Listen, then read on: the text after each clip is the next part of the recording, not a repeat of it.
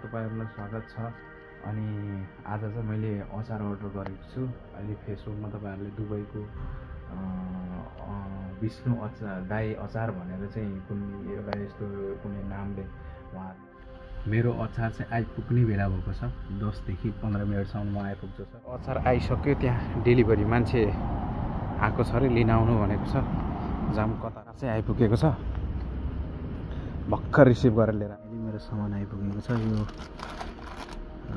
चाउचाउ चाहिँ मैले 5 पोका हाल्दै भनेको, यो 3 पोका चाहिँ वाइ अनि अर्को चाहिँ रारा हालिदिएको रहेछ। चाउचाउको प्याकेटहरू चाहिँ जो हावा फुस्किसकेको रहेछ, यो स्वाद छ कि छैन अब खाएपछि मात्रै थाहा हुन्छ।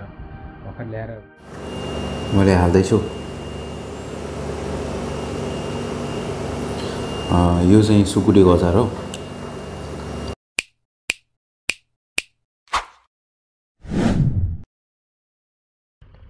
हेलो गाइस, नमस्ते, वेलकम ब्याक टु च्यानल। फेरि पनि एउटा नयाँ भ्लगमा तपाईहरुलाई स्वागत छ। अनि आज चाहिँ मैले अचार अर्डर गरेको छु। अहिले फेसबुकमा तपाईहरुले दुबईको विष्णु दाई अचार भनेर चाहिँ कुन एउटा यस्तो कुनै नामले उहाँहरूले एउटा फेसबुकको च्यानल खोल्नु भएको छ। उहाँको मार्फत मैले वाट्सएप नम्बर लिएर चाहिँ मैले वाट्सएपमा अर्डर गरेको छु। आज 9-10 बजेको भित्रमा आइपुग्छ। यो चाहिँ स्पेसली मेरो तिहारको लागि, कोही साथीहरू छैन, एक्लै बसेर चाहिँ के मिठो मसिनो भए पनि एकसाथ भनेर खान भनेर चाहिँ मैले अचार अर्डर गरेको। हेरौँ कति बजीसम्म आउँछ अनि अचार कस्तो छ, कतिको स्वाद छ, त्यसपछि कुरा गरौँला। अनि मैले चाउचाउ पनि मगाएको छु 5 पोका। अब नेपाली चाउचाउ यहीँ विदेशमा पायो भने त मिठो हो नि त। यो जुन सुपर मार्केटमा पाउँछ त्यो चाहिँ अलि नमिठो भएको कारणले चाहिँ मैले चाहिँ उहाँ मार्फत मगाएको।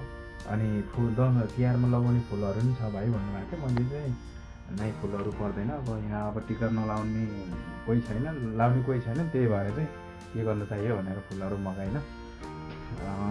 वेटिङ गर्दैछु अचार आउने कति बजे भनेर। आएपछि तपाईँहरूलाई म देखाउँछु के को अचार ल्यायो भनेर। है त गाइस, वेलकम।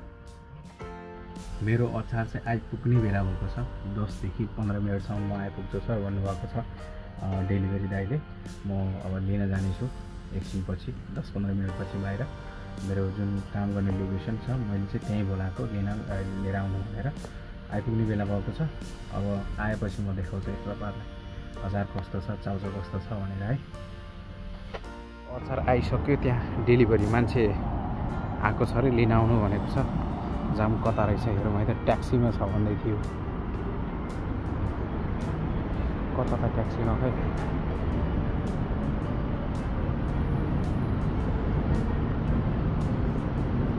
देख्दिनँ त हो कताको ट्याक्सी हो।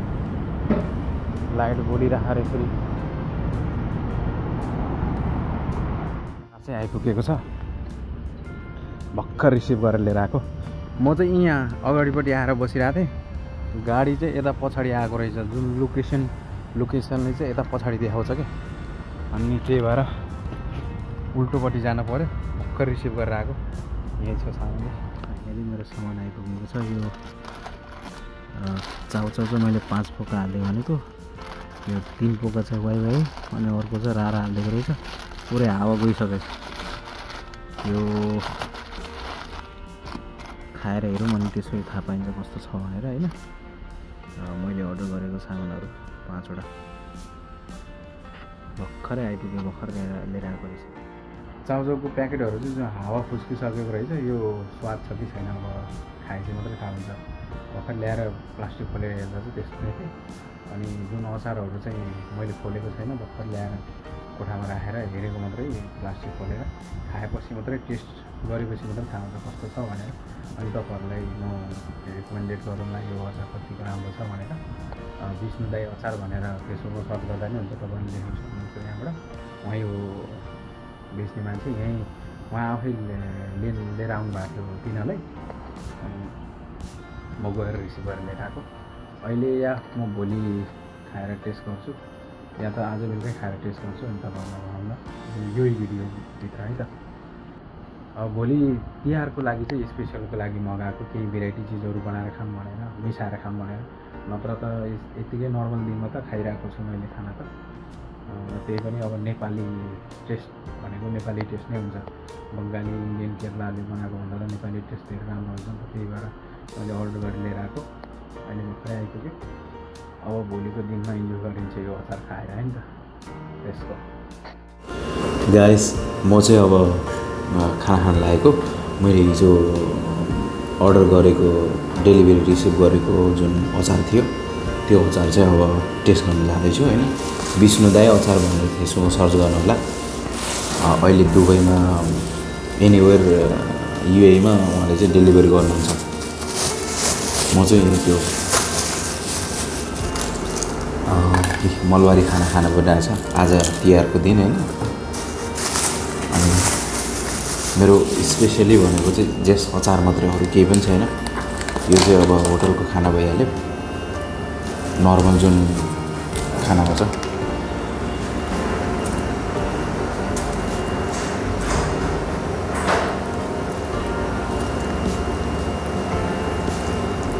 के हालेको हुन्छ कि यो मैले त पुरै खाँदिनँ भात अनि माछाको पिस पनि हुन्छ त्यो चाहिँ फाल्दिनँ मैले भात चाहिँ अझ नराम्रो बनाएछ भात यार यस्तो टपरीमा हालेर पठाएको हुन्छ अनि खाना खानु पनि झ्याउ हुन्छ अब यस्तो प्लास्टिकमा पोको पारेर हालिदिएको हुन्छ दालहरू हैन तपाईँ आफै सोच्नु कस्तो लाग्छ यसरी खाँदाखेरि विदेशको यस्तो छ जिन्दगी है आज चाहिँ फिस कडी पठाएछ फिसमा हाल भनेको जुन चिज मन पर्दैन त्यही पठाइदिन्छ होटलको अब के गर्ने बाध्यताले पनि खाना परिरहेछ यो चाहिँ होटलको हैन मेरो मेसको खानाको अनि मैले हिजो खोलिसकेको थिएँ बिफको अचार बफको अचार सुकुटीको अचार है त मैले हाल्दैछु यो चाहिँ सुकुटीको अचार हो सुपर पुरै टिमुर मिसाएको रहेछ क्या हेर्नु चाहिँ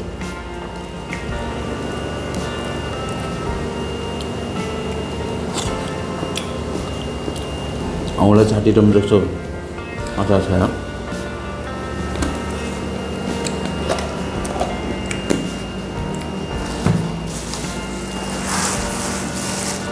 मैले 5 आइटम मगाएको छु कि बफको त्यसपछि मुलाको अकबरेको सबै आज टेस्ट गर्छु हैन कस्तो छ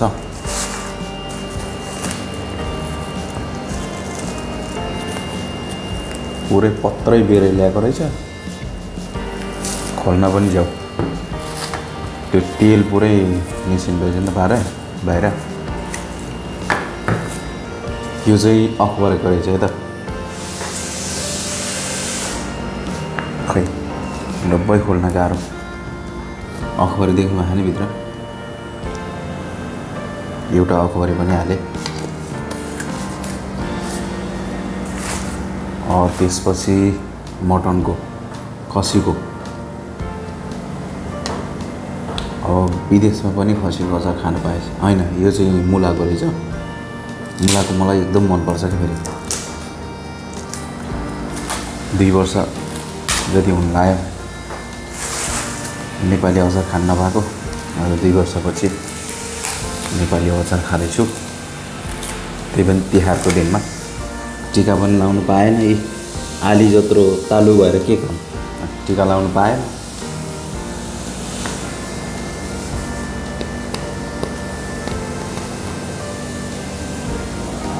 पुरै टेपले बेरे आउँदो रहेछ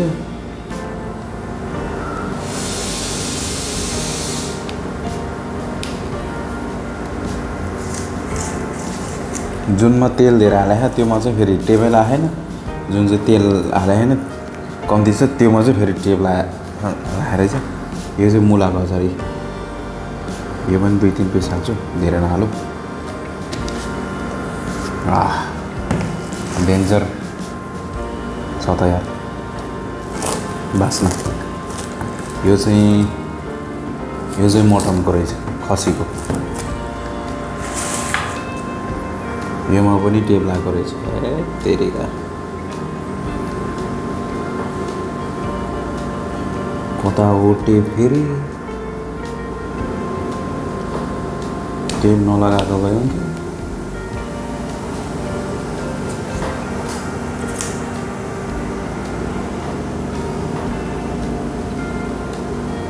खोल्नै जाऊ। आज छुट्टीको दिन झन् खाना पनि ढिलो आयो, यो होटलको खाना। यो चाहिँ खसीको मासु है त, खसीको अचार। यो पनि 2 पिस हाल्छु, 2-3 पिस। जुन यो रेसिपी छ नि, रेसिपी चाहिँ एकदम खतरा बनाउनु रहेछ क्या। नेपालीले गर्छ, के गर्छ भन्दा त अचार बनाउने काम गर्छ, विदेशमा अचार बेच्ने काम गर्छ। यो चाहिँ त्यसको पोर्कको है त, हल्का स्मेल आए जस्तो देखिन्छ। यो चाहिँ पोर्क, यो चाहिँ 550 ग्रामको थियो। मैले अलि धेरै नहाल्दै भनेको, सबै मैले हालेको छु यहाँ।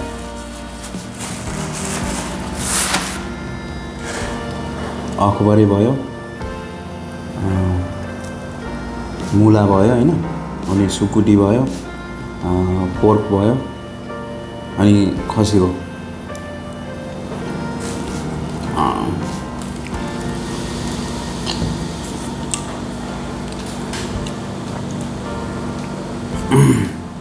खसीको चाहिँ अलि चाम्रो रहेछ। त्यो मासु सही नहालेर हो कि।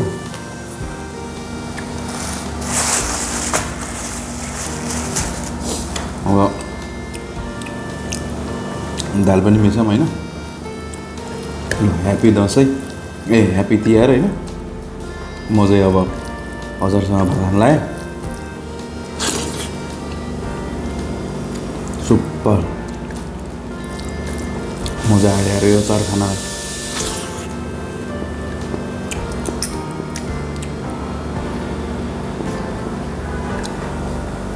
तपाईँहरूलाई चाहिन्छ भने कमेन्ट गर्नु होला। यदि विदेशमा यहीँ दुबईमा हुनुहुन्छ भने म उहाँसँग कन्ट्याक्ट गराइदिउँला। उहाँले डेलिभरी गरिदिनुहुन्छ 100 ग्रामसम्मको है त। आज मेरो तिहारको दिन यसरी बितिरह विदेशमा।